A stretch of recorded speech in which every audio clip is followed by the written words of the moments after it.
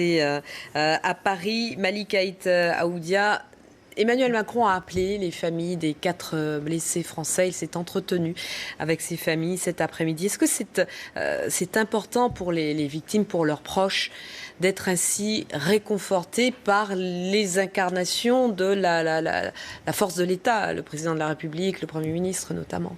Oui, on va dire que dans des moments comme ceux que peuvent traverser les victimes et leurs familles, dans l'immédiateté après une attaque aussi barbare, il est important que la force publique, en tout cas par le biais du président de la République, vienne au plus près des familles. Mais aussi, il y a la dimension du retentissement d'un tel message auprès des familles. Et c'est en cela, juste pour dire que la force publique et sa présence auprès des victimes, comme le fait le président de la République, a un effet sur les personnes qu'il va voir, bien sûr, mais c'est surtout le message qui est donné dans le fait que les pouvoirs publics vont être engagés auprès des victimes à l'instant T, dans l'immédiateté, à court terme, mais surtout à long terme. Le long terme est vraiment le point clé. Et je pense que, j'espère que ces messages aussi soient perçus et se traduisent aussi dans des actes politiques, parce que, effectivement, les victimes,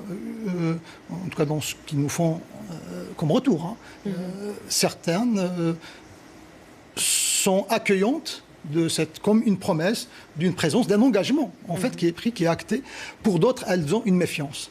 Et on peut les comprendre par rapport à cela. Je vous en cite, par exemple, moi, que certaines victimes qui me parlent du fait qu'on a retiré un conseil, un secrétariat aux victimes, etc. Secrétariat aux victimes. Effectivement, la préoccupation des victimes est quelque chose de très légitime et surtout de réfléchi. Ils ont des attentes très réalistes.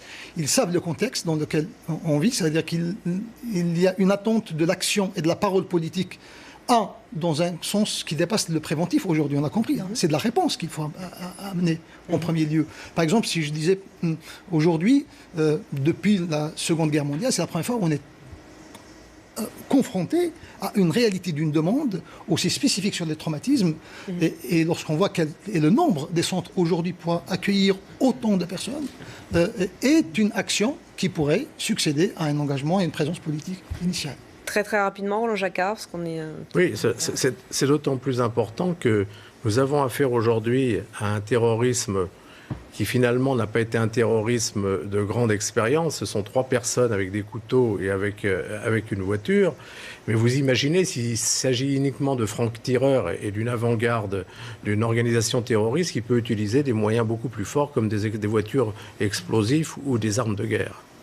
Vous restez avec nous, on s'interrompt pour une courte page de pub et on se retrouve après justement pour évoquer la question des victimes, de leur prise en charge et de leur prise en charge à très long terme. À tout de suite.